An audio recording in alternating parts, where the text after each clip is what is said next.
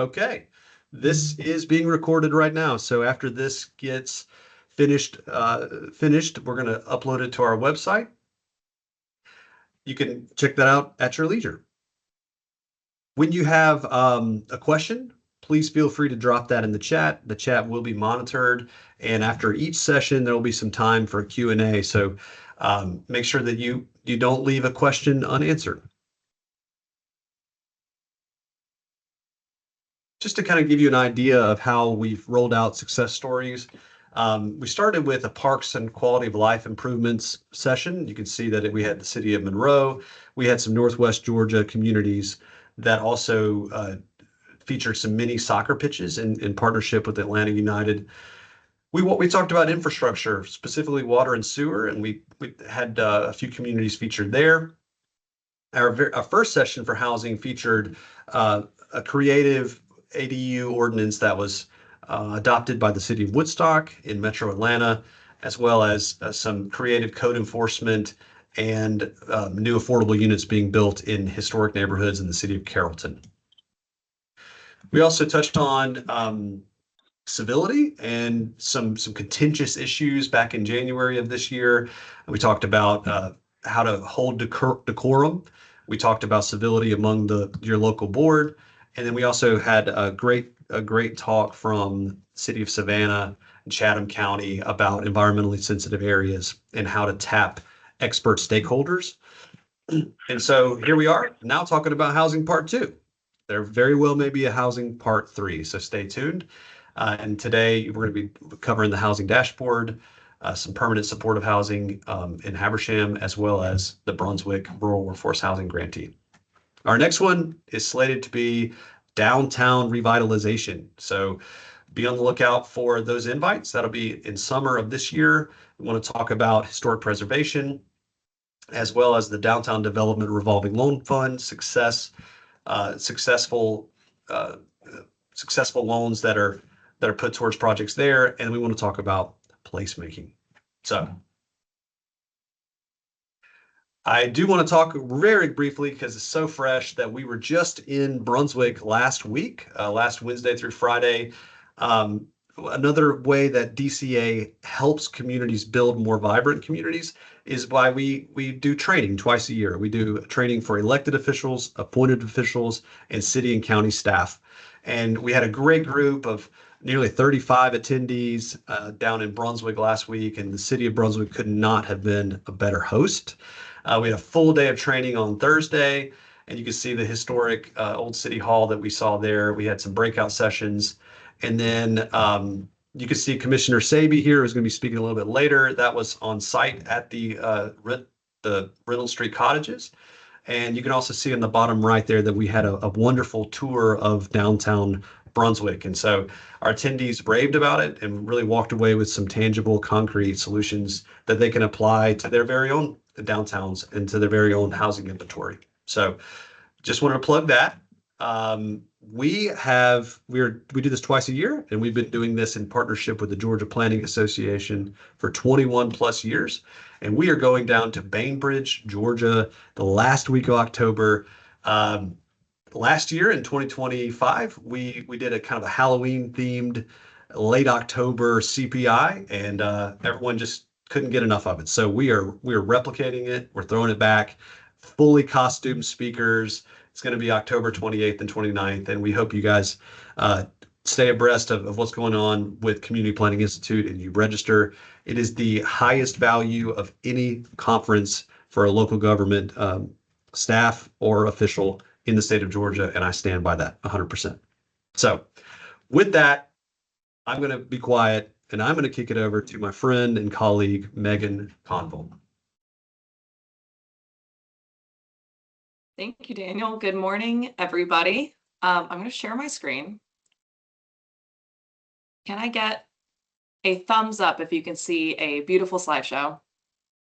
Excellent. Thank you, Daniel. Thanks all for having me, and thanks for being willing to tune into some data at about 10:08 in the morning on a Wednesday. My name is Megan Conville. I'm the Principal Analyst for Applied Housing Research here at Georgia Department of Community Affairs. And what that just means is I'm a fan of maps and I like math. And so Some would say I'm not fun at parties, but I like to think I am. Some of you are familiar with this housing development need report and dashboard, but I thought this would be a great chance to get everyone on the same page about sort of the data that we're trying to inform our local communities with. And so I'm going to give a little overview.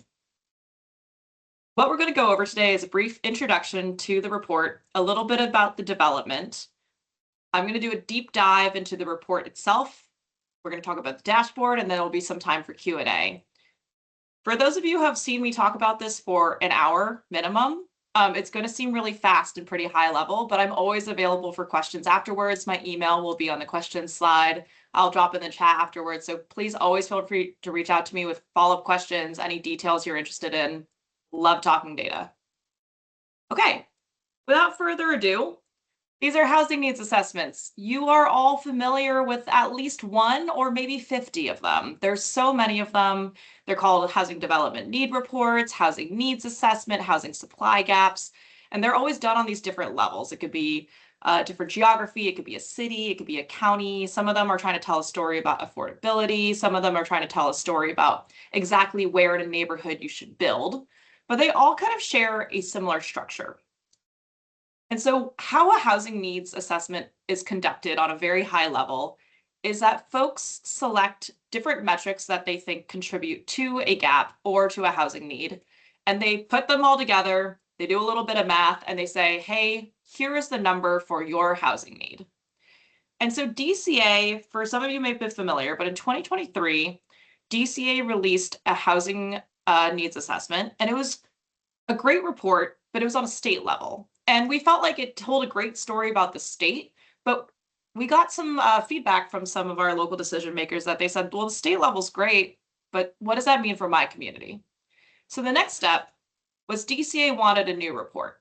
And so what it was going to look like is we wanted to understand what is the housing need at this moment. And that's important to highlight because some housing needs assessments say, here's how much you need in 5 years and 10 years. And what we're saying is we want to understand what is the need in this year to catch up to the actual gap. We wanted to focus on a slightly more granular region than our entire state. So we focused on how to make a methodology for our DCA service regions, which are highlighted in the map to the right. We also wanted to understand not just the total housing needed, we wanted that broken down by both homeownership and rental housing. And we wanted to incorporate a unique methodology that reflected need in Georgia. And what that means is there's different states that incorporate different aspects to their state that they feel are important to them. I think the example that I usually draw on is that Kentucky had just gone through a series of where they had a series of tornadoes. And so they incorporated, for example, natural disasters into their methodology. And finally, we wanted to make sure this data we could equip our local decision makers with, which is what I am doing here today, which is to walk you through how to understand some of the housing landscape data and a little bit more about it. This is what we made. It's the Housing Development Need Report. It is beautiful, which I do have to credit our marketing and communications team for. I cannot claim any graphic design skills here. This is available on our website, and I will walk you all through where to find everything a little bit later, but I wanted to get you all familiar with it before you all took a deep dive and got overwhelmed. I did want to credit some of our university partners we worked with in creating this methodology. It was not a labor of love from my own mind. It was a collaborative sort of methodology in which we had University of Georgia, Georgia Tech, Carl Vinson within University of Georgia and Georgia State University all collaborate with us to create this methodology. And kind of the reason that was important for us to create a methodology with our university partners is, as we mentioned, we wanted a methodology that reflected Georgia. And so we wanted not only a strong kind of finding for how we're going to make that methodology, but we also wanted folks who are familiar with the state and know what the state kind of needs. I'm not going to go into the methodology today. I'm really happy to set up a call with anyone who wants more detail on it and wants to do math on their lunchtime with me. But I do want to just go ahead and give you all a spoiler for what those housing development need numbers are, and then we're going to get into the report. With a little drum roll, this is the current snapshot of Georgia's housing development need across the state. We are needing 113,000 rental homes and 101,000 homeowner homes roughly. And the other thing that we wanted to incorporate in here is that these numbers can seem very overwhelming. But really, in the entire landscape of Georgia, Georgia has 4.2 million homes. And so this is a snapshot of about 5.2% of available homes in Georgia. And so we wanted to incorporate that in there. So when folks saw that kind of 224,000 number roughly, there wasn't this immediate gut instinct of, well, that must be the whole state's worth of housing. That's just a small percentage of the housing that we have today. So I'm going to walk you through a look inside the report. The next slide I'm going to show you is going to be overwhelming, but we're going to walk through each part of it. The way that the report is laid out is it gets you through a little bit of the introduction, and then we have a 2-page spread for each regional commission. Each spread is set up the same. It has the unique data for that regional commission. And then at the end, there's a little bit more insight into kind of that methodology and how we calculated that housing need. The other important thing is in a report for a housing needs assessment, we don't just cover that housing development need number. We also want to equip folks with some housing data to understand their own kind of landscape of housing in a region. And so that's largely what I'm going to be walking through today is some callouts for what we feel like is some good high-level information for folks to make better decisions regarding their own regions. This is the overwhelming slide. If I see people drop off the call, I'm going to feel really bad, but I promise we'll walk through it. This is the overwhelming slide. This is what every 2-page spread is going to look like. This is just an example of Service Region 1. We will continue to go back to the screenshot as I call out each part of it. Let's start with an easy one. This top left corner, the state service region. What that looks like is we just kind of zoom in on where in the state that region is, and we list the counties that are involved in that service region. We started easy. We're going to get a little harder with the next one. So the next slide shows that we tell each service region what their own housing development need is. So in Region 1, there's 5,410 rental homes needed, and there's 7,361 homeowner homes. And that is 3.7% of the total housing in Region 1. So once again, when you see these gut instincts on numbers, you think, how are we going to possibly produce this much housing? And the idea is take a step back and look at your housing as a whole and say, this is actually just a margin of kind of the housing we have existing. The next one is going to be the most confusing one, so I am going to spend a second on it. This one is kind of this little circle chart and a bar graph. Let's dig in a little bit on it. So for Region 2, what we wanted to show in this snapshot is, in this little donut chart, we wanted to show available homes. And what available homes mean is that we are looking at currently occupied rental homes, we're looking at currently occupied homeowner homes, and we're looking at a number called vacant homes in circulation. And what vacant homes in circulation mean, I did not make up this definition. Vacant homes in circulation means homes that are for rent, homes that are for sale, homes that are rented but not yet occupied, and homes that are sold but not yet occupied.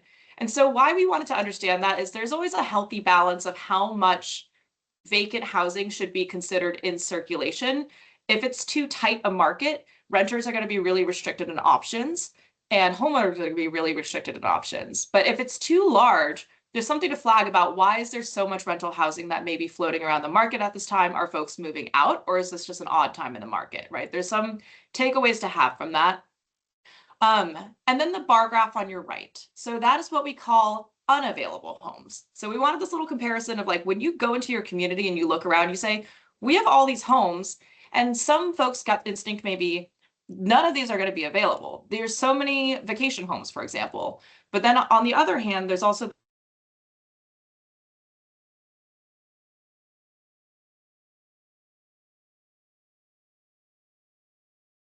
Okay, Megan, I'm not hearing you. Emily, I see you moving, so I know that you're okay.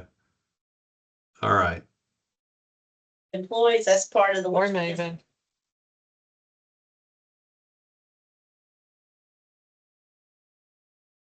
All right, let me shoot her a message real quick. See what's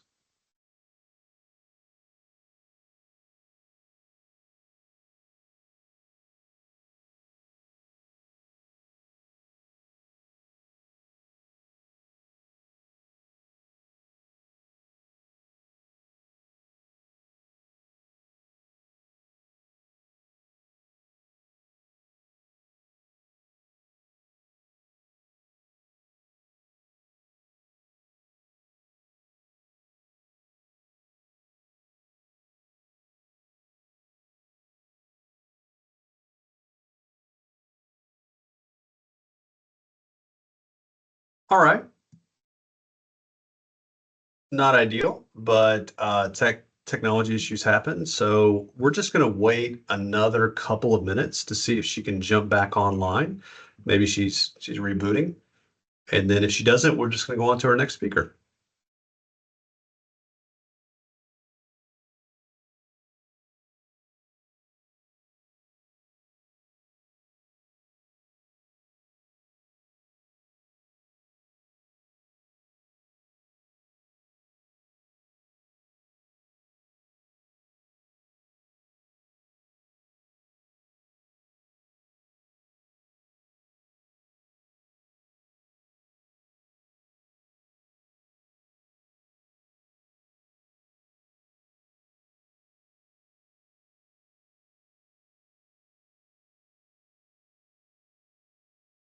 Great idea, Jackie. Are we able to put the link into the chat for the housing needs assessment report? Yeah, absolutely.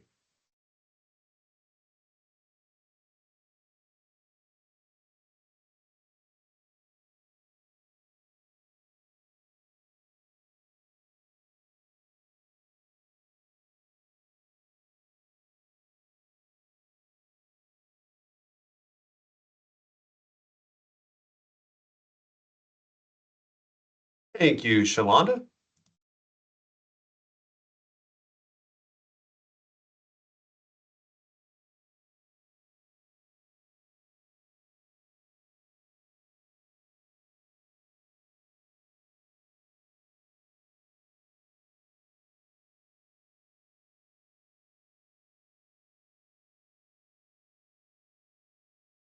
And I'll use this opportunity to just thank all the DCA staff that are on this call. We've got loads of DCA housing team members. We've got planning team members. So thank you all who joined DCA in support of this. I appreciate that.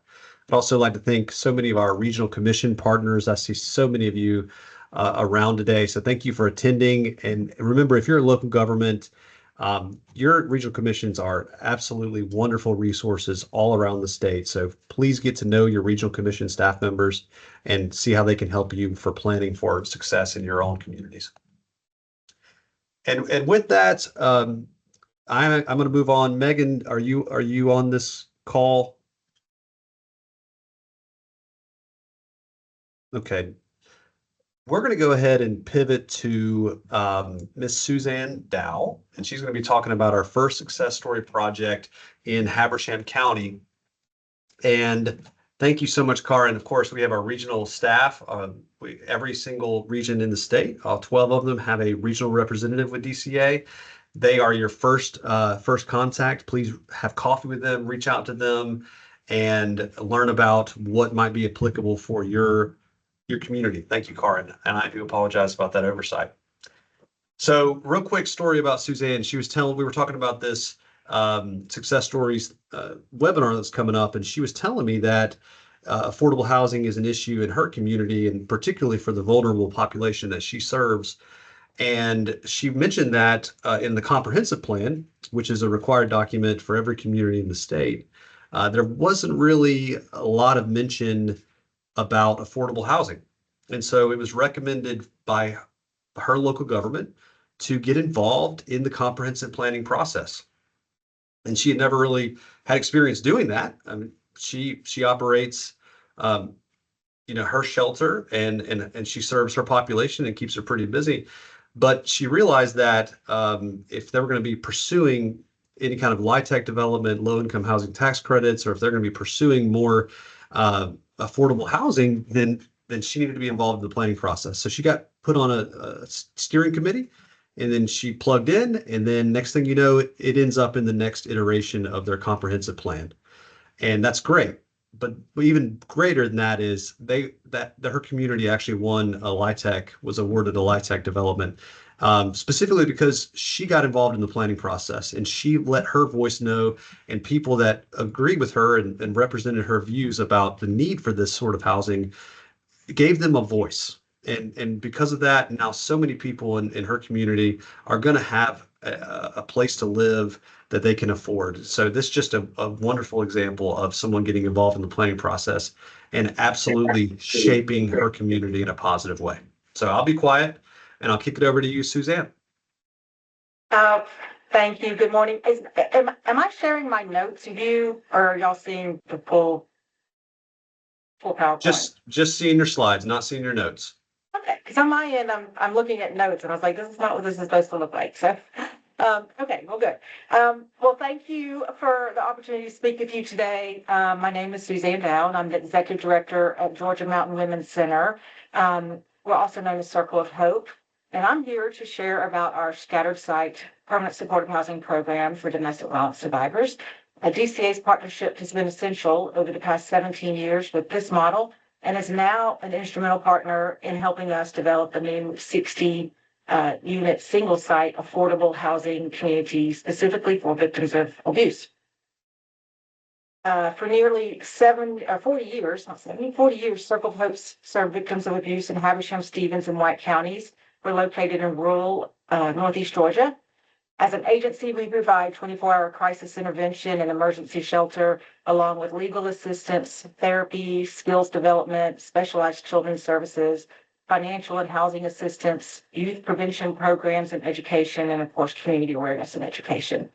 And as an agency, we've evolved over the decades to meet the changing needs of survivors. But one challenge and need has remained constant for all these years, and that's the lack of safe, affordable, permanent housing options for those escaping abuse. And my slides are still going? Just making sure. Yeah. Research consistently shows that lack of housing is one of the primary reasons that survivors return to abusive relationships. So too often survivors face an impossible choice to either stay in the abusive relationship or to face homelessness. So when we can offer permanent affordable housing, we remove that impossible choice and fundamentally change that equation. And victims are no longer forced to choose between abuse and homelessness.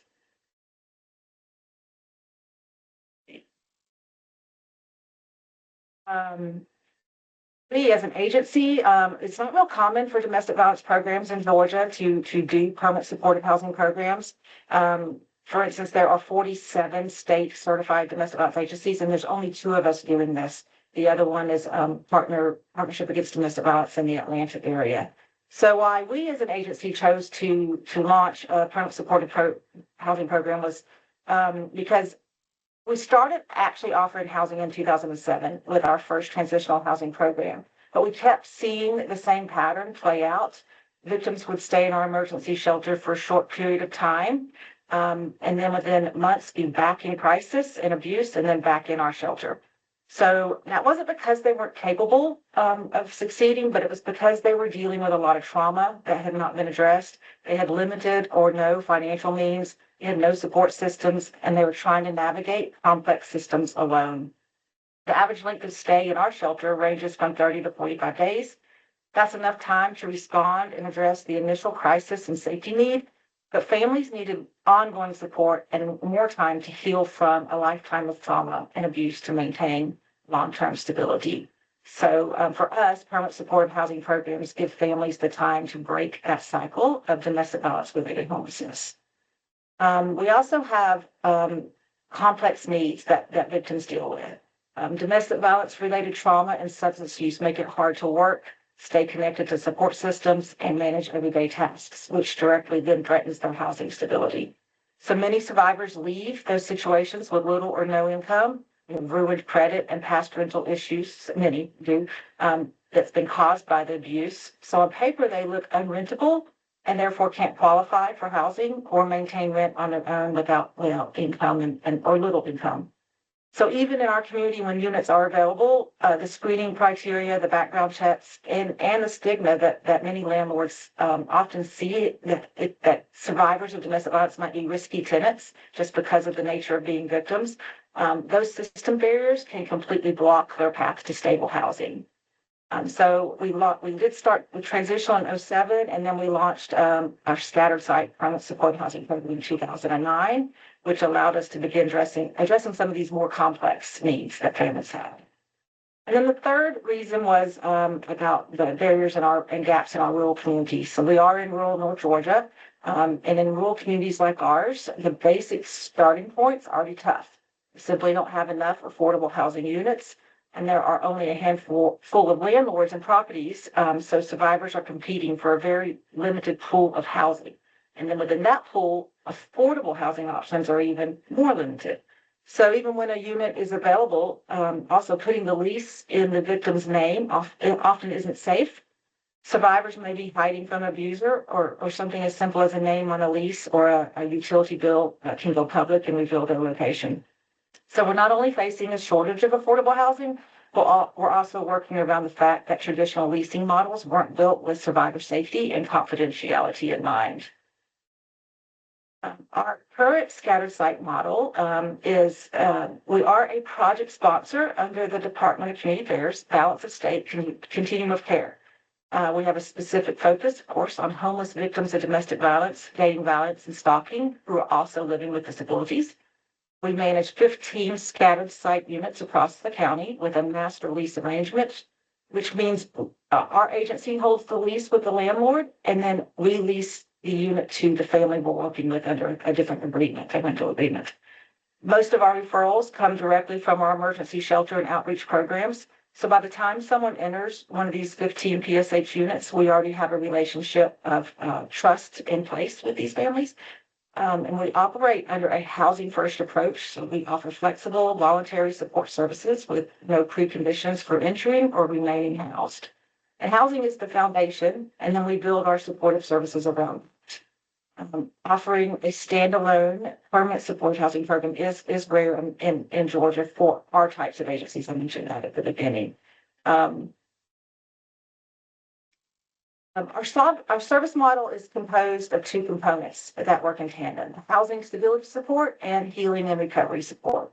So on the housing stability side, we use intensive case management with a 1 to 15 staff to client ratio, which allows for personalized attention. Every client has an individualized service plan targeting their specific safety and stability goals. Staff conduct regular home visits and ongoing assessments to stay ahead of issues before they become a crisis. We also help clients navigate complex systems and access resources, and we work directly with landlords to mediate problems and address those issues early so that we can prevent evictions. On the healing and recovery side, our programming addresses the whole person and whole family, whatever that means for the child or the adult.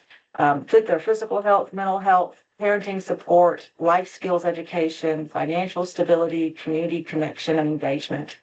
Trauma-focused therapy and substance use services are crucial for healing and recovery in the work that we do. And those things are often unavailable to victims in our community from an affordability standpoint. If those services were not directly provided by us, they would not have access to those.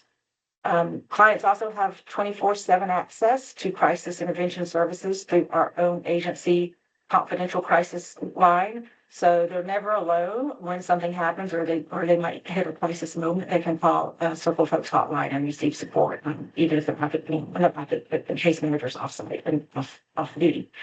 So together, these create a wraparound system that helps keep survivors housed and helps them rebuild their lives. For us, we've seen a huge response to our PSH program and outcomes that we are seeing for families over the years. We have consistently delivered strong outcomes. Over the past 5 years, this is just an example. I just went back 5 years on this. 125 adults and children have exited our PSH program and transitioned into other permanent housing. And in our community, a lot of times that is our public housing authority. Of those 125 individuals, 0 returned to homelessness within the first 12 months. And only 9 individuals returned to homelessness between the 13 and 24 months after exit, which are those benchmarks that HUD is looking at. So that means our overall 5-year return to homelessness rates just 7.2%. And in a population facing extreme barriers, traumas, disabilities, economic hardships, and rural isolation, we're maintaining housing stability for over 90% of the participants. We're providing affordable housing for survivors whose earnings, credit, and rental history have been damaged by abuse, people who would otherwise be completely locked out of this housing market.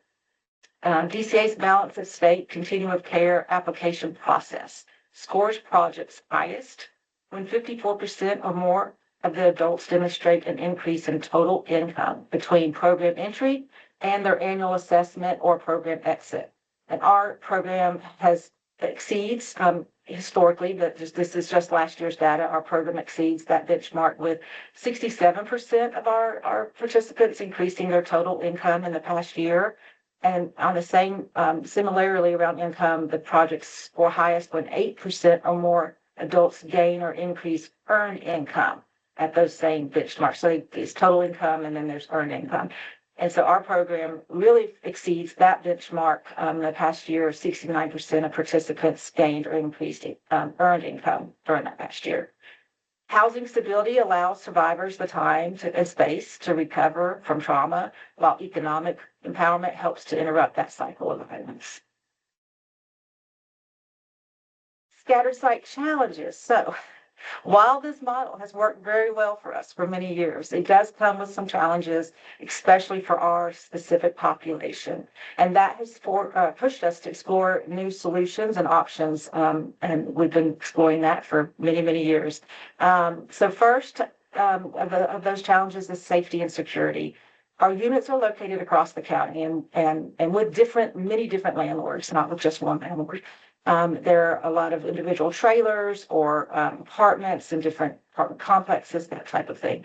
And those places do not have controlled access or security cameras or monitored entry systems. So our families can feel isolated.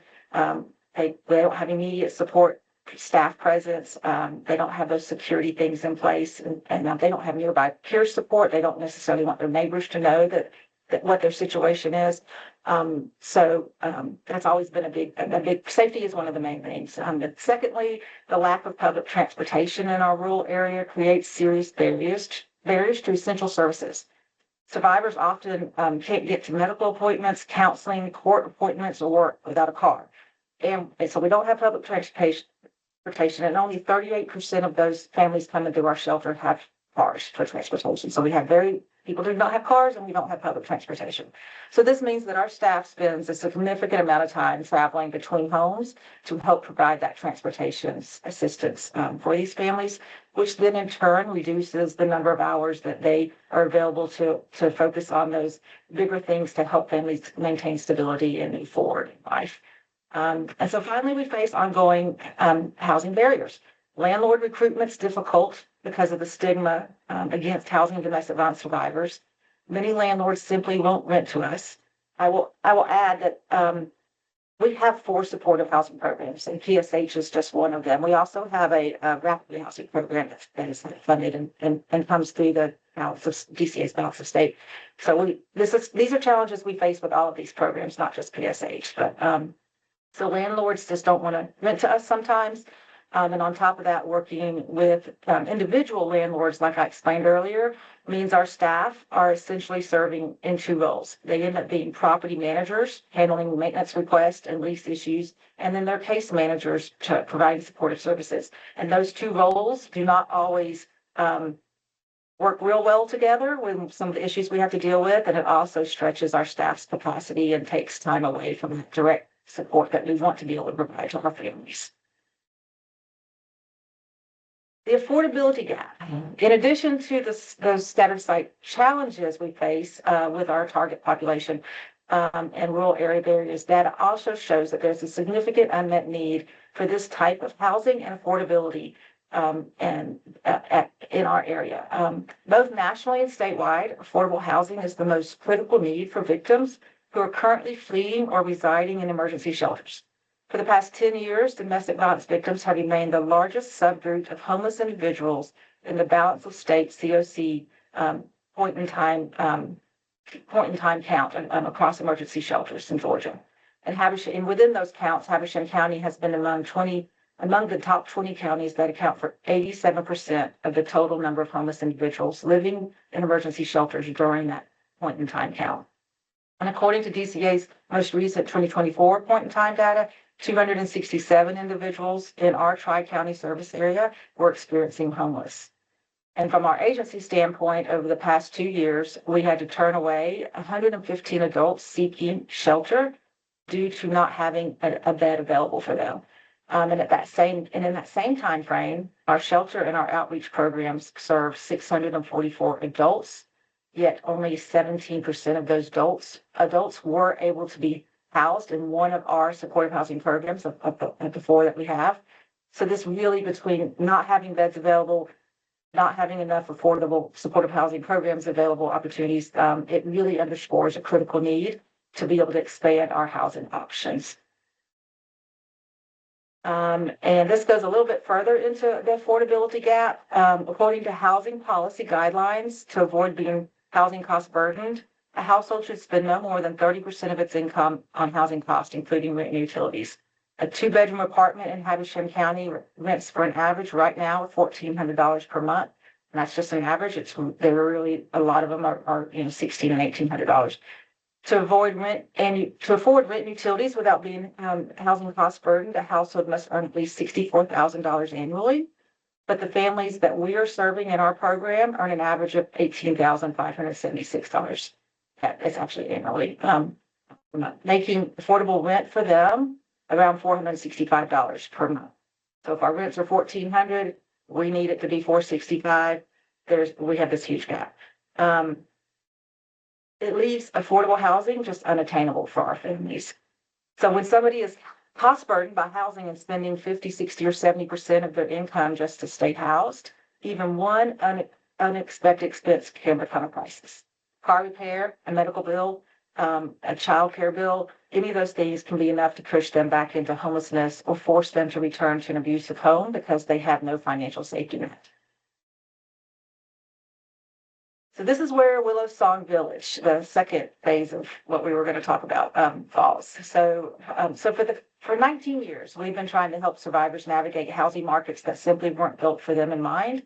So in 2021, we stepped back and we asked a different question. So instead of fitting survivors into these existing housing models, what if we created something designed around their realities and their need? What if we could build a community where trauma responsive design, safety, on-site services, and true affordability were built in from day one? That's where the vision for Willow Song Village was born. The name, we didn't have the name back then, but we had the vision.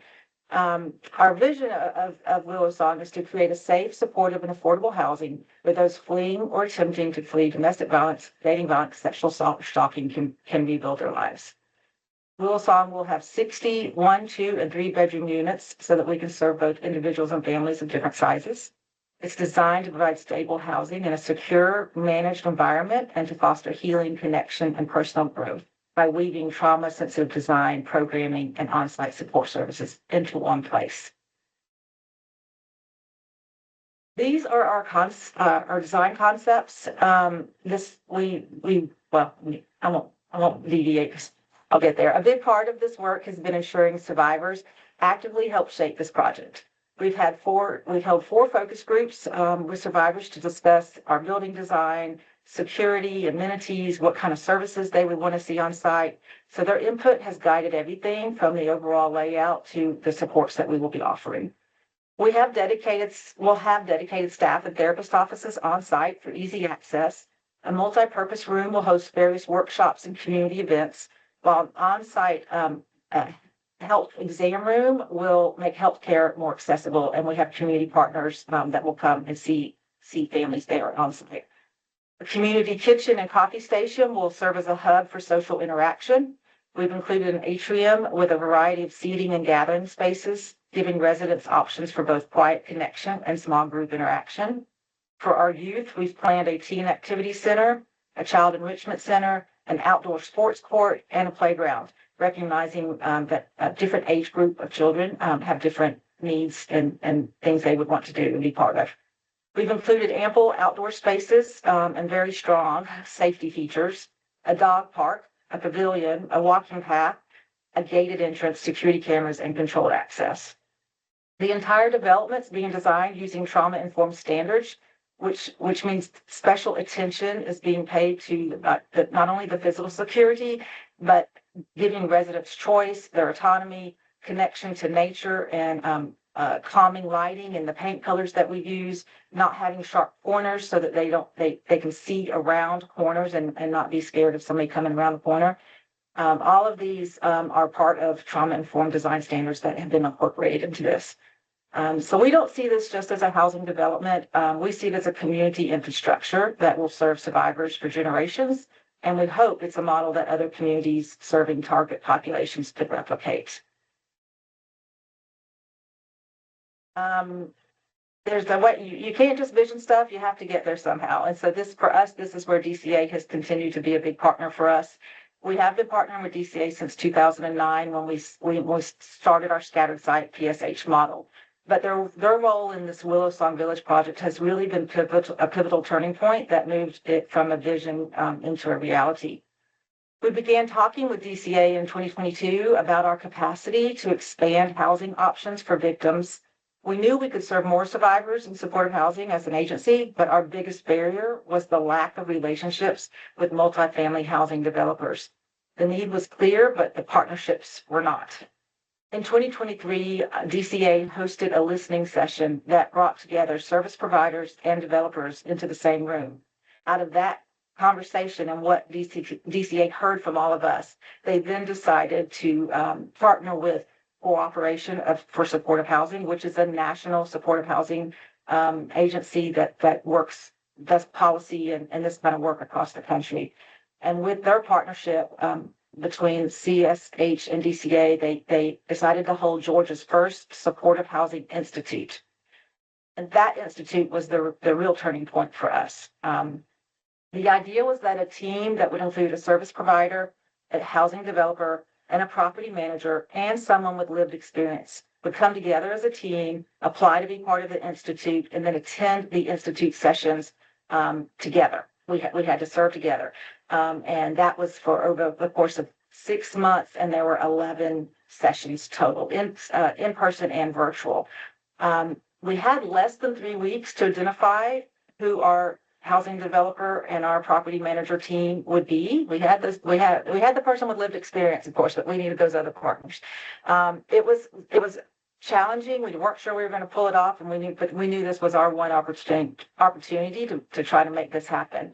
So we did. It got down to the wire, but we put a team together, and we are blessed with one of the best teams. We ended up being selected as one of 8 teams statewide. I think there were 26 teams that applied, but 8 were selected for that first institute. So our partners are Tapestry Development, Phase Housing Management, and of course our survivor.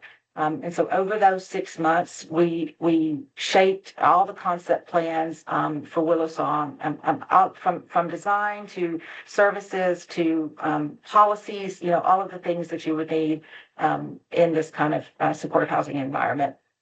In the fall of 2025, the project was awarded 9% low-income housing tax credits. We're now in the design phase, and construction is expected to begin before the end of this year. 15 of the units will be our current PSH units that are currently scattered site. They will come on site, and the remaining 45 will have project-based vouchers so that no one will pay more than 30% of their income towards rent. And then our supportive services as an agency will be available to all 60 families. This partnership with DCA taking the lead in creating opportunities and bringing the right partners to the table shows how working together can generate innovative solutions to complex housing problems across Georgia. This type of project wouldn't be possible without the collaboration of our local community.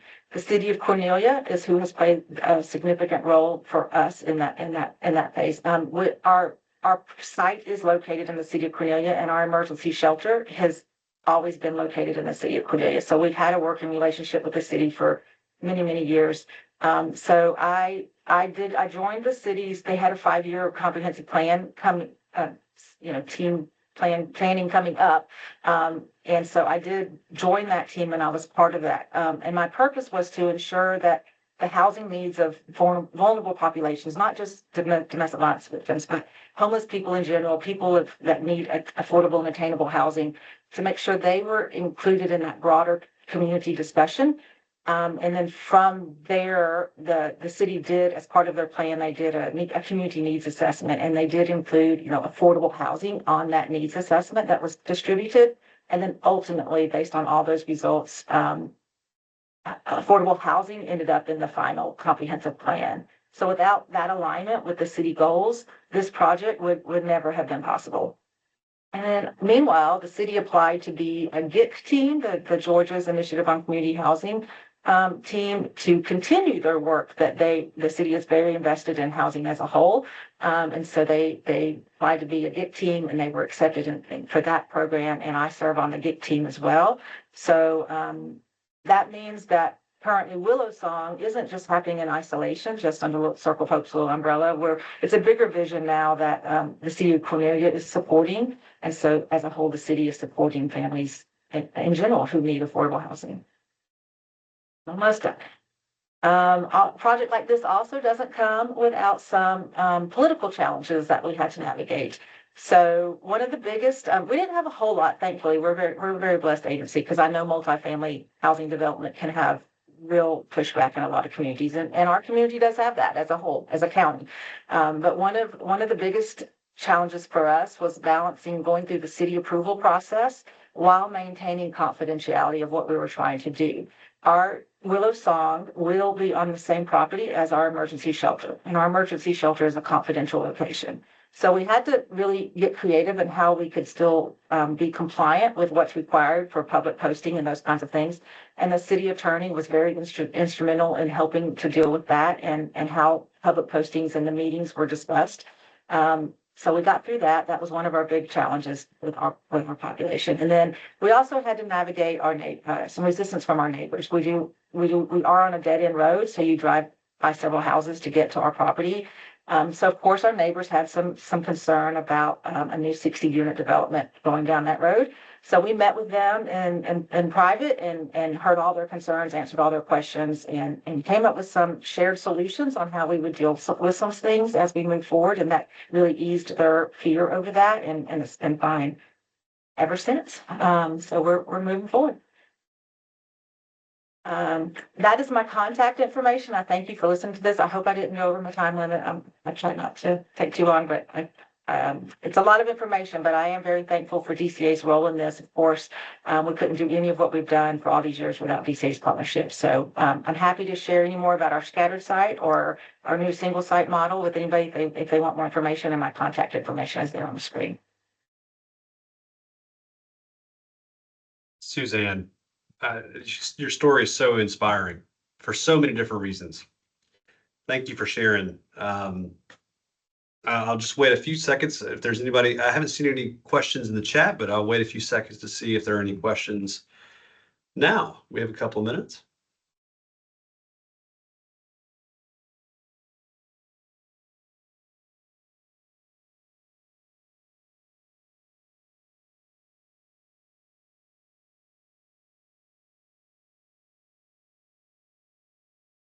Suzanne, how many staff members do you have? I have 3 full-time case managers for our 4 supportive housing programs. But I mean, overall, we have 28 employees at the agency because we do other stuff. But for housing specific, we have 3 full-time case managers. Okay. And you mentioned you were you're on the GIC team for City of Cornelia. Can you provide any advice to anybody that's out there, of the 108 folks that maybe are considering looking into the GIC program? Like, what kind of benefits would you say that you guys experience through the GIC program?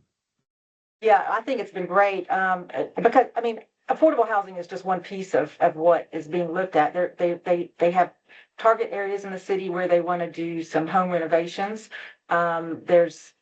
So here, what's been most beneficial is hearing what other cities are doing as GIC teams.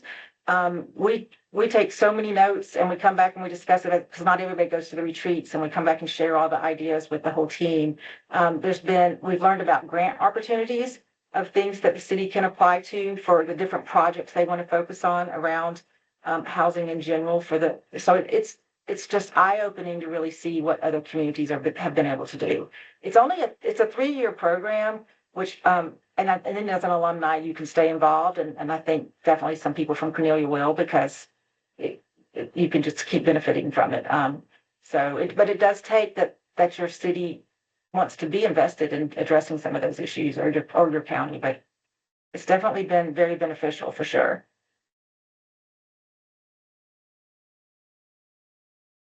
Thank you, Suzanne. We have one question here. This is from Michaela Brown. I'm curious about the funding mechanism used to achieve this. Since GIC was mentioned, can DCA housing programs and initiatives be used as a means to develop supportive housing in areas that it does not exist? Anybody from our housing team that would like to speak on that?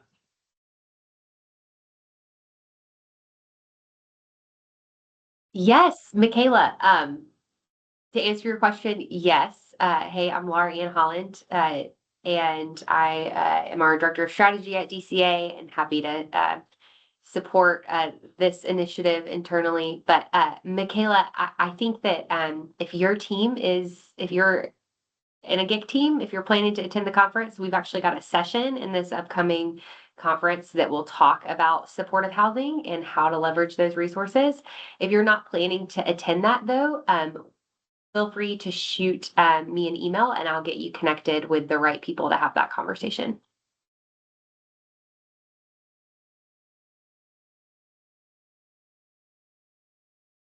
And Jackie, we'll thank you, Lauren, for that.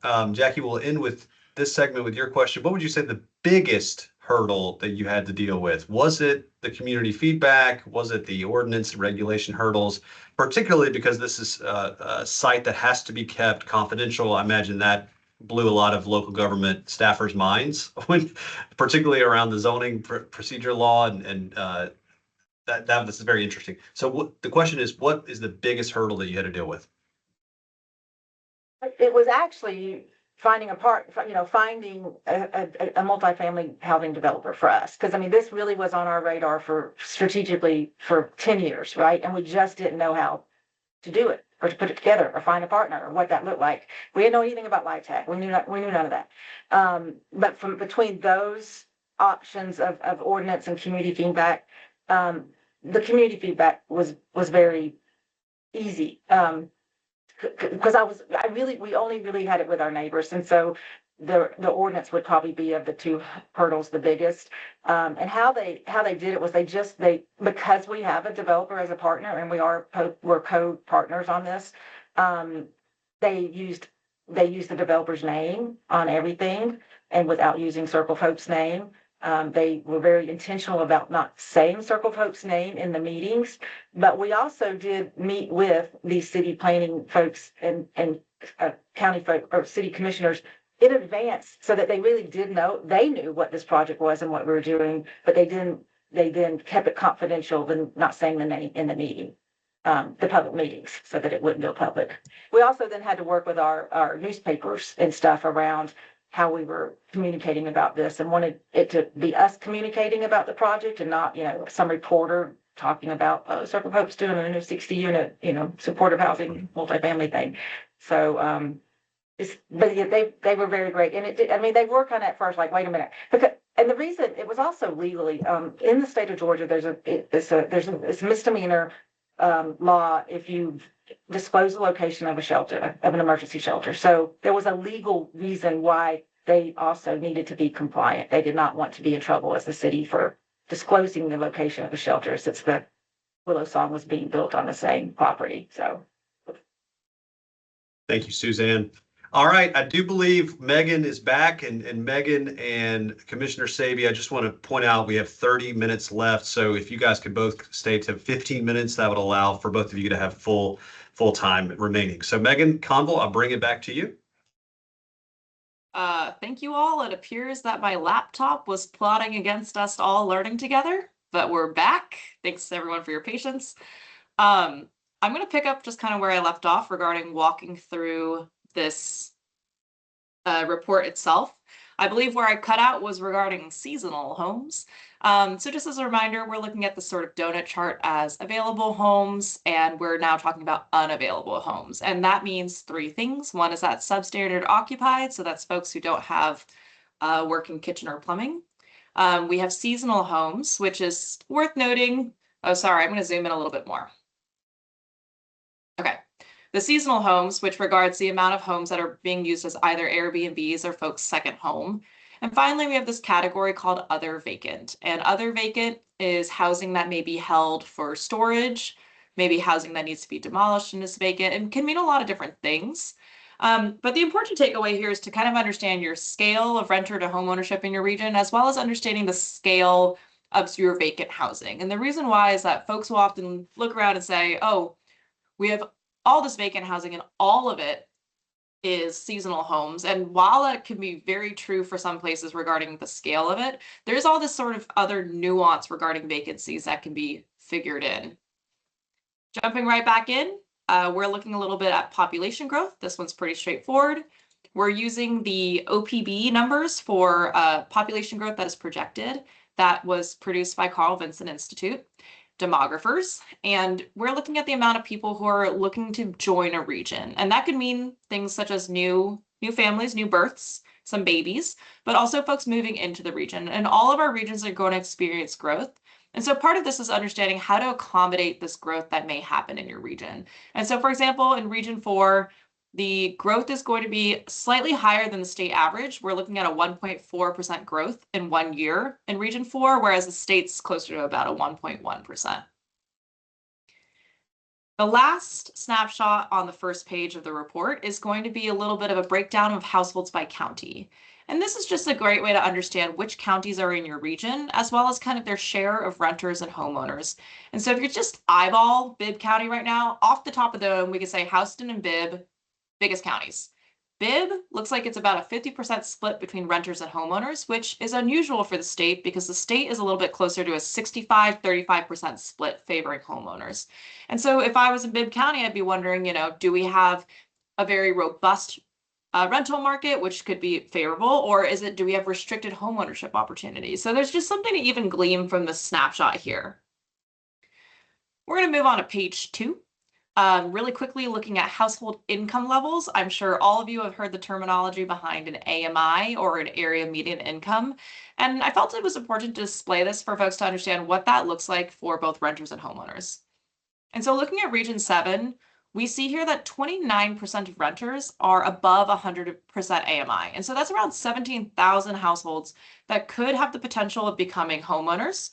And so that might be a population worth targeting to understand what is restricting their homeownership opportunities. Do they prefer to be renters? There's a lot to dig into there. And on the other hand, we also want to see that around 16%, so that's 7 to 9% together for homeowners, are folks who are below 50% AMI for homeowners. And that's important because when bigger issues happen with homeownership, so a roof collapses, a water tank goes out, it is a more expensive fix for folks who are more vulnerable regarding their income. And so those are folks that you're going to want to be able to target and say, hey, we have assistance programs, or how can we help you with these sort of homeownership burdens? The next data point is going to be just a snapshot that a lot of people have asked me for, and it is regarding who in the community is eligible for subsidized housing. These are not numbers I made up. I pulled them from Bureau of Labor Statistics, and I also pulled them from the HUD income levels, and I compared the two. And so these are examples of folks that would qualify for subsidized housing in Region 9. So someone making $9 an hour qualifies for 30% AMI. So pharmacy aide making $15 an hour and Jeff Davis qualifies at 50%. And a licensed nurse making $24 an hour in Candler County would qualify for housing at 80% AMI. And the kind of intent of this is that there's a lot of perceptions about the types of folks who qualify for housing and who subsidized housing is intended for. But really, subsidized housing is intended to lower the cost burden on folks, and we will go into cost burden in a second. And so the goal of this is to kind of equip our local decision makers with that sort of information about the fact that folks who live in your community, they're your neighbors, they would qualify for subsidized housing. The next snapshot is about that cost burden that I just kind of described. And so cost burden is defined as folks that are paying 30% or more of their income towards housing. So for renters, that's going to be rent and utilities. And for homeowners, that'll be mortgage, insurance, utilities, kind of these combined costs. And this is to understand the scale of cost burden households. 42% of renters in Region 10 are paying more than 30% of their income towards housing, and that's not unusual to the state average, as well as 19% of homeowners. But it's just something to flag that you've got around 16,000 homeowners and 22,000 renters who could be using a little bit of that income towards things like education, transportation, these sort of basic needs. But instead, a lot of that money is going towards housing. The final snapshot is going to be about homelessness. This is the point in time count. This is one definition of homelessness. So looking at Region 12, we see that for the HUD definition of homelessness, there's around 1,134 folks who are experiencing homelessness as defined as folks that are unsheltered, folks that are sheltered in emergency shelters, and folks that are sheltered in transitional housing. Now, as many of you work in the community know, this is maybe not the full definition of what homelessness can look like. Two extended definitions are, number one, doubled up, which means that folks could be couch surfing, you could be staying with your cousin. This could be adults who are unable to move out of their parents' house due to cost restrictions. And the other type of homelessness is hotels and motels. And that also includes extended stay hotels and motels. And this is the point where I plug a little bit of reading. If anyone wants some reading on extended stay hotel motels, which are some new topics that have really come into the limelight, Brian Goldstone has a fantastic book called There's No Place for Us that focuses on Metro Atlanta and extended stay hotel motels. It is a qualitative book.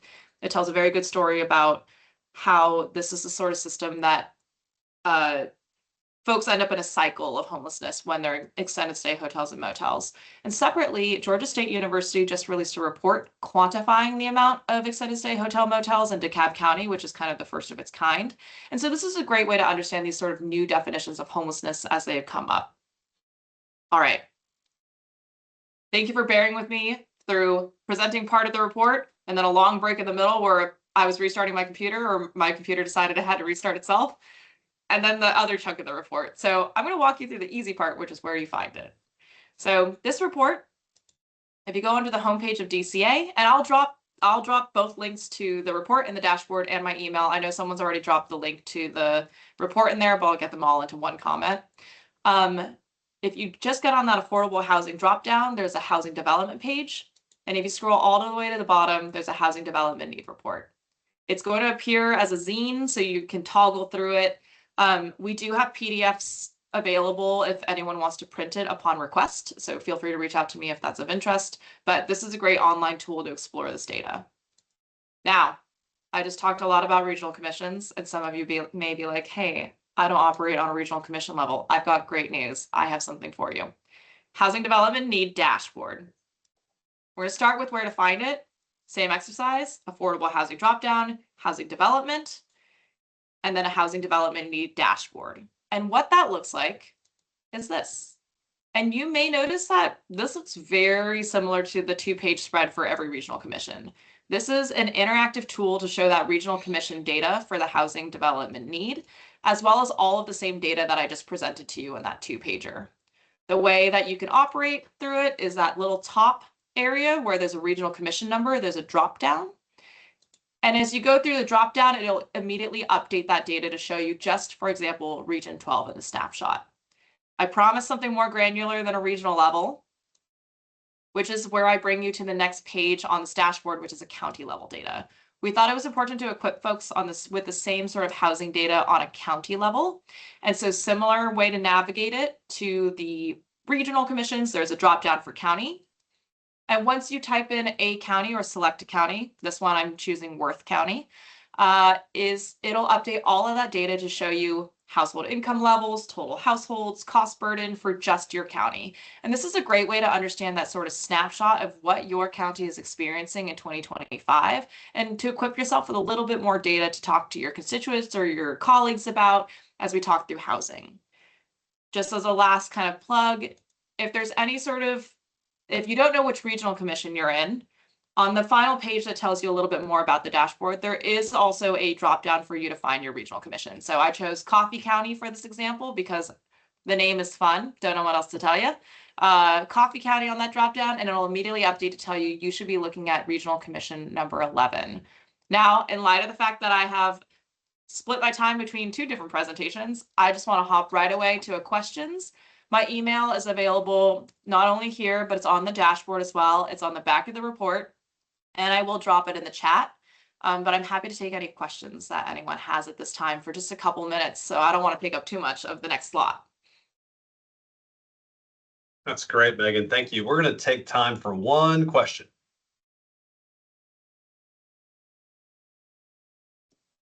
Don't have any in the chat.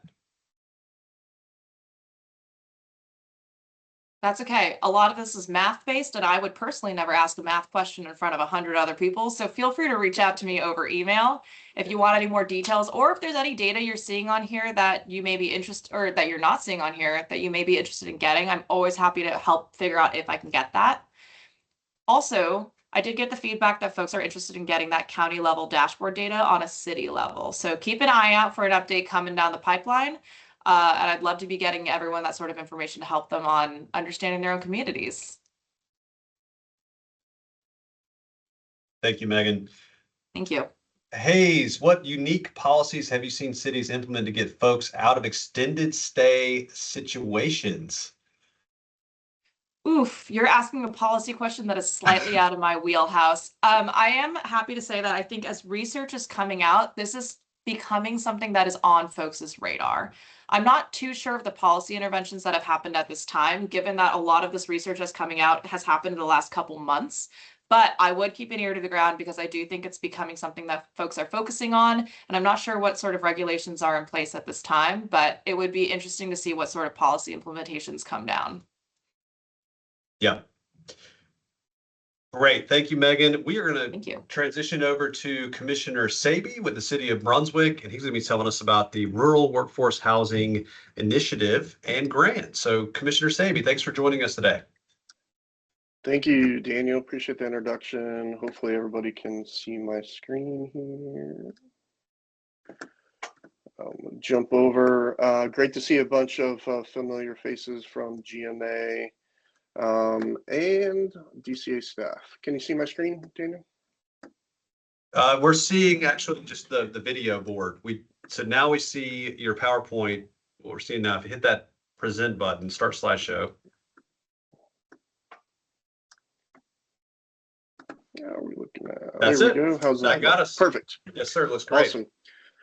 Well, good morning, everyone. Again, my name is Lance Saby. I am currently serve as the Mayor Pro Tem for the City of Brunswick, as well as dual role as the Executive Director of Forward Brunswick. We're a local nonprofit, and I'm joined this morning by Mr. John Hunter, our Director of Planning, Development, and Codes, and also oversees our wonderful, fairly new housing program. And so we're here to talk a little bit about the Rural Workforce Housing Initiative that's was initiated by DCA and some funding that we received to execute a project called Reynolds Cottages.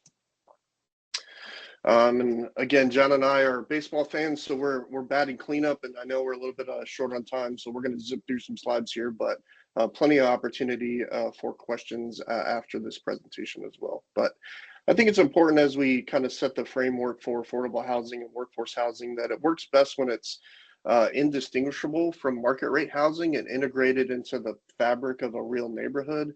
We'll talk as we go through this presentation about how integral this project is from an infill development standpoint. And so talking about our steps, we'll start with step one, and I'll let John kind of take over this step one because he was instrumental in this initial process. Thanks, Lance. Yeah, so one of the first things we realized pre-COVID was that we were starting to get approached for a lot of non-traditional housing forms in our city. Tiny homes, cottage court, those type things, and we weren't really prepared for that. So we needed to look at our zoning and how that impacted housing needs.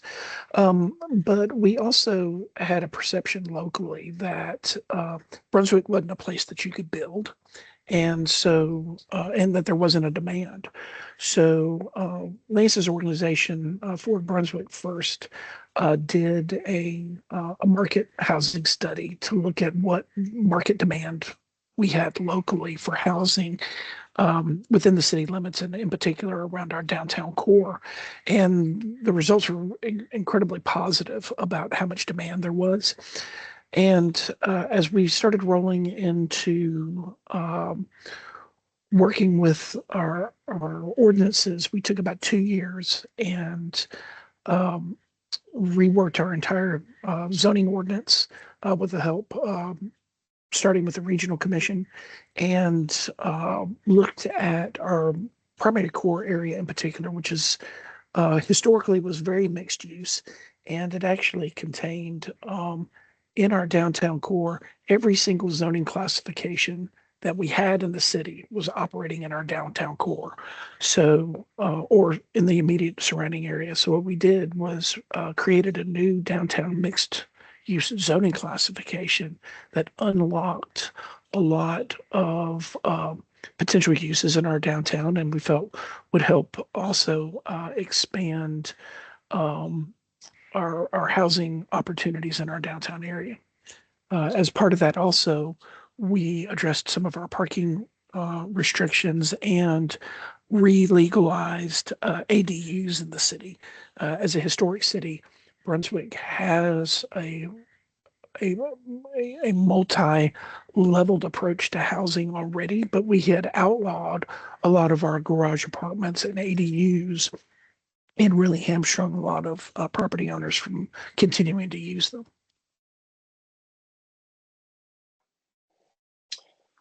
Thanks, John.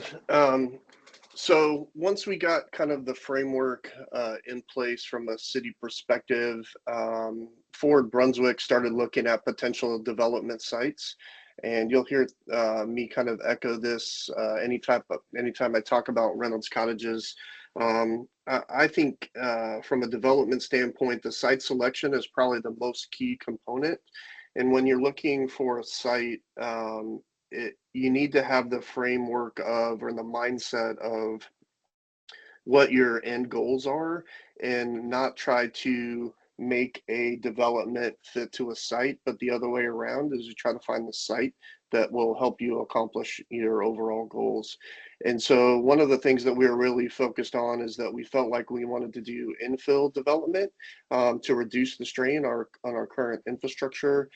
We also wanted to target this redevelopment into a depressed neighborhood, and this neighborhood that we selected was actually the target area for our GIC program and for our housing department. And then also we needed a site that was actually large enough so that way from a building standpoint, we could get economies of scale in order to reduce the overall per unit cost. And so we were able to locate a former elementary school site right at close to 2 acres in a neighborhood that's within easy walking distance to our downtown core, with also easy access and very close proximity to both elementary, middle, and high schools, as well as some decent size employers. So I think that was one of our major initial keys. So once that site was selected, we purchased it in January of 2024, and then continued to work with the city on what does the vision of that site look like, and how do we get the most positive impact over that. And so I'll flip it back to John to talk a little bit about how that flows with our housing program and our housing plan in the city. Thanks, Lance. So as we were updating our comprehensive plan in 2022, 2023, and went back and looked at some of our achievements from previous years and previous plans, one of the things we realized was that housing was our biggest weak point within our comprehensive plan. It's where we had kind of fallen off and not really given it the attention that we needed to. So as a part of our comprehensive plan update, we did a new housing study of the city. We identified the conditions of housing, working with the tax assessor's office. We looked at the age of the housing. We looked at, all of our demographics about what the population makeup was within all of our neighborhoods, and identified areas that had greatest needs. And then within that, section in our housing study, we developed a pathway and really a loose plan to start coming up with a new housing plan. And if we started a housing department, what would that look like, and what could be some of its key areas to be focusing on, both with partnering with things like our land bank, partnering with our housing authority, and partnering with organizations like Fort Brunswick. So getting that buy-in in the comprehensive plan on both from our constituents, but also with our elected officials was really big. And also with our city manager, identifying where we could create some seed funding within our budget to be able to actually implement the plan and begin work within the city was really big. Great. And it looks like in my speed to create this presentation, I made a mistake on number 4. Number 4 here should be the financial aspect, and then how do you execute and design a project then, and how do you build a capital stack? Let me show you some references on what this project is in the process of looking like. So this is Reynolds Cottages. You can see it's an entire city block. Again, regarding that infill development, there are a couple of key components with the design and the layout of this development that I want to point out. And hopefully you can potentially see my cursor on the screen. This is a historic neighborhood, and so traditionally these lots were all 30 by 90, and you can see those kind of on the adjoining streets there. They're also a historic alleyway used to run through this parcel before the school was built. And so we're mimicking that and recreating this alleyway. Most of the parking is located in the rear of the structures. And then all the buildings are oriented onto the street, and you can see that in the elevation here in the rendering. This is very, very intentional. And I'm going to also, right after site selection, the second most important, I think, component is to look at these developments not as a housing project or a housing construction project. Really, from a holistic and from an elected official standpoint, we need to view these as neighborhood revitalizations. In order to help accomplish the neighborhood revitalization, we very intentionally designed these houses to be oriented to the street with front porches, and right up as close as we could get to the sidewalk. Also, none of these structures have garages, and that's intentional. Garages are expensive to build, and we are trying to increase our density here, but this also mimics the other housing stock and the other housing inventory that's in this neighborhood traditionally, and that currently still exists. One of the key components to this development is I'm intentionally trying to force people to walk in front of their neighbors' houses, and hopefully we'll see wonderful families and people sitting on the front porches, and we want them to interact. We want them to get to know each other. So we're, again, focused on creating a community environment, not just putting up houses to check the number of increasing stock. There's so many more benefits to this development than just 46 total units. You can see some of the layouts here. We have a couple units like these C's are here. These are duplex units. These are, again, going to be for sale, set up in a townhouse style layout. And these will be individual sold units. Total of 46 total units for the parcel. 21 of those, all to the north of this parcel, are for sale. And then the 25 in phase 2, all down here to the south, are going to remain rental units. You can see in phase 1, the price range of these first-time or first-time home buyers, single-family residents, are $145,000 for those duplexes, the smaller units, up to $270,000 on the high end, which are our 3-bedroom, 2-story, 2-bath units. On the rental side, we're looking at approximately $650 a month for our rental units on the low end, and then $1,200 a month on the high end. And this community is really targeted on our workforce, really focused on our service industry employees, our first responders, teachers, government employees are both our city and county employees as well. One of the things that struck me as I got elected to office, some of the previous elected officials have really done a great job trying to incentivize our law enforcement team and trying to retain officers and gain new officers. And one of the things they implemented was a stipend, an additional pay bonus on a monthly basis if those officers lived within the city limits. We have, I know I saw our city manager on, and I'm not going to get these numbers precise as of today, but roughly around 70 officers for staff, and less than 10 of those officers are taking advantage of that stipend and living in our city limits. Super frustrating from an elected official standpoint, because I want our officers living in our community, because then as they police, then as they provide service, if you're a firefighter, you're taking care of your community. You're not taking care of somebody else's community. And so that was one of the focuses when we were looking at who do we want, to target.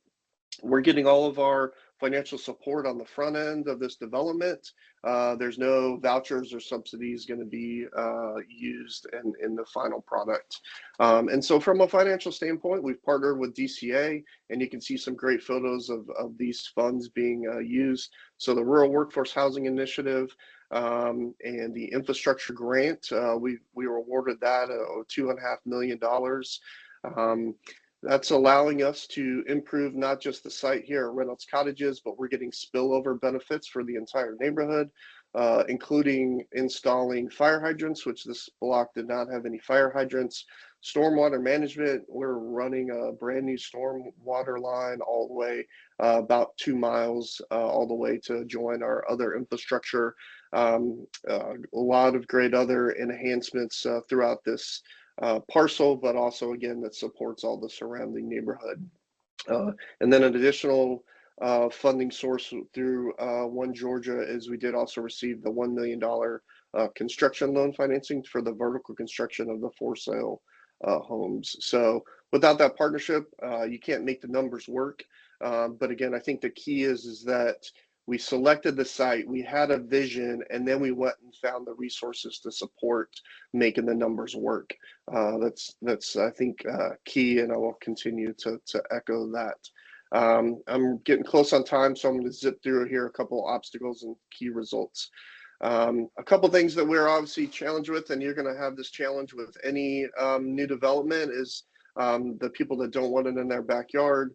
And I think the key there was to change it from a workforce housing narrative to, hey, we're providing housing for people that service you and that, that you respect. And so again, preaching that message of first responders, teachers, service industry employees, all of that.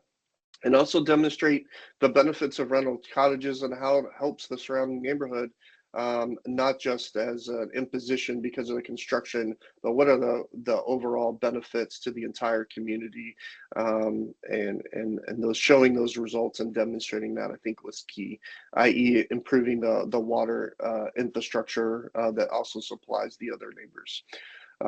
And then, a couple of the other major obstacles were approaching banks and dealing with the financing challenges.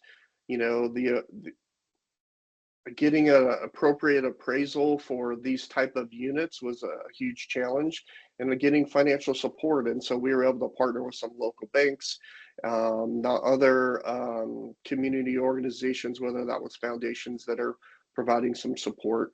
But I think you just got to continue to be diligent, and you got to be able to think outside the box and have a good message and a good vision to be able to share. And then bring some partners along that understand that key vision, whether that's the builders, whether that's local suppliers of building materials, all of those things. And obviously, the city and county governments are also very key in that partnership building. So key outcomes are obviously going to increase affordable housing, enhanced economic stability. So again, I think that workforce retention, getting people living in the neighborhoods, caring about their community, I think is important. Preserving neighborhood affordability. So that's part of our goal, is to continue to do that.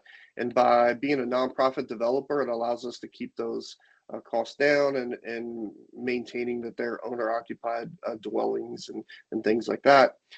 Improved infrastructure, we talked about that. Strengthening community ties, we talked about that.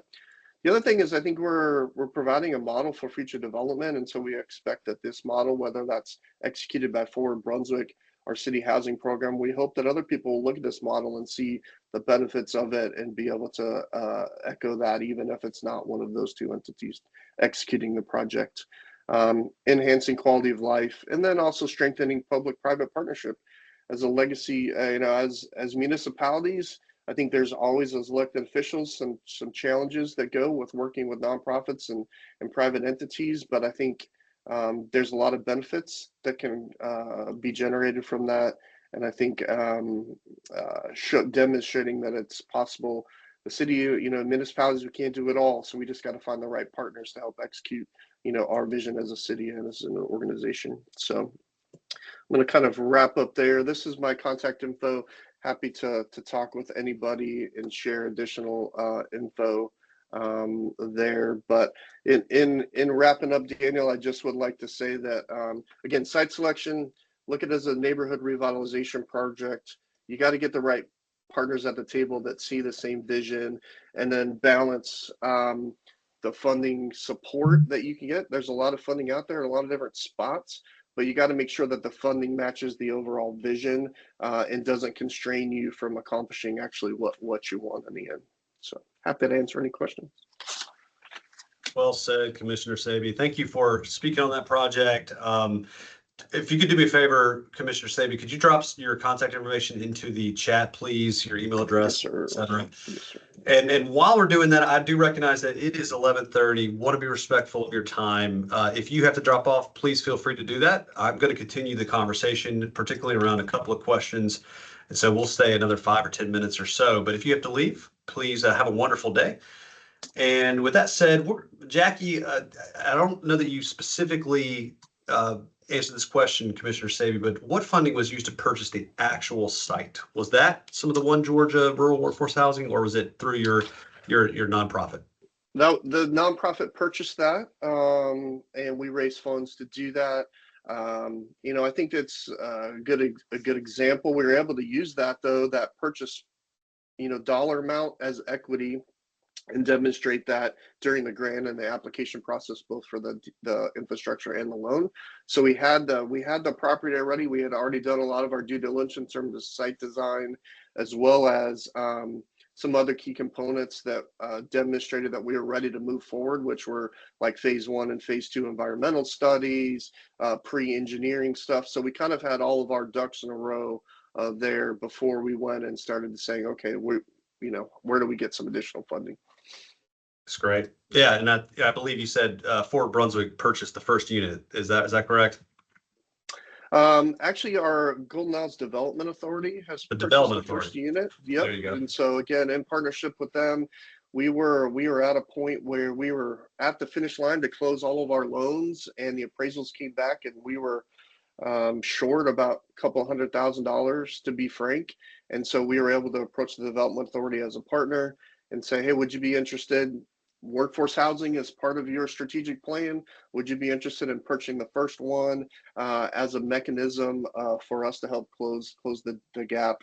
And they stepped up, their board stepped up to the table. It's interesting, they'll purchase it. We're in the process of closing now, even though the construction's not finished yet. That'll turn into our model home, and then Forward Brunswick will buy it back and then sell it to a first-time home buyer, once we finish building all the property. So it'll be just kind of a back and forth, but it made the banks happy, and we're able to close the deal. That's great. Good question from Gretchen. How will you prevent these homes from being purchased to becoming Airbnbs? How are you preventing that? Is there a restriction on resale? Yeah, great question. Very important, again, to accomplish some of the goals of keeping the affordability down and keeping the neighbor down. There will be some deed restrictions and covenants associated with each parcel that's sold. Those include, there's a requirement that they're owner occupied. And then also Forward Brunswick is going to offer up the right of first refusal to any of these new home buyers. So the goal for us as a nonprofit would be to say, let's say one of the homes sells this year for $200,000. We understand that these aren't necessarily probably lifelong homes, but we envision them as a starter home for people. So let's say in 2 years, the appraisal comes back and they're ready to move on. They want to sell it. And the appraisal averages at 250, let's say, and they made 50,000 in equity over a couple of years. Ford Brunswick would purchase it back for them for the 250, and then I'll go as a nonprofit and figure out where to subsidize the 50,000 because I want to put it back on the market for 200,000 to another first-time home buyer. And so the idea is that that inventory or that stock of 21 homes can potentially turn into 40 or 50 first-time home buyers over the next 10 or 15 years. There'll also be an HOA there and some of those restrictions in terms of whether or not you can lease or rent them or some of the HOA documents as well. And the final question in the chat is from Emily Carson from Perry. Why was it hard to get appraisals? Was it finding an appraiser, or was there some other reason? No, good question.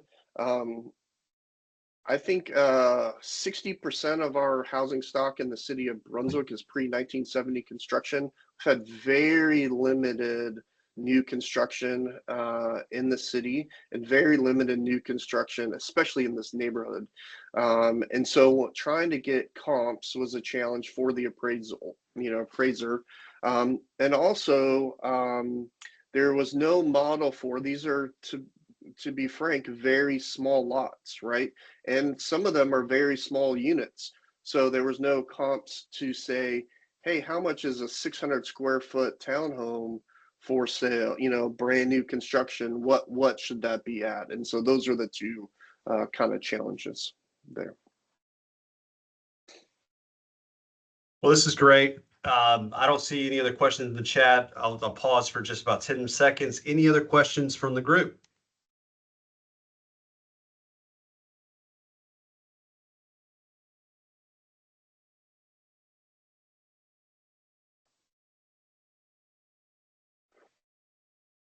With that, Commissioner Saby, John Hunter at the City of Brunswick, and all that are on the call today, thank you so much for attending our Success Stories Housing Part 2. It was instructive to learn about different projects around the state and as well as the housing dashboard. Thank you, Megan, for presenting. Thank you all. Again, this has been recorded. This will be posted on our website within 7 to 10 days. And check back and we'll look forward to downtown revitalization in summer of 26. Have a wonderful day, guys. Thank you all.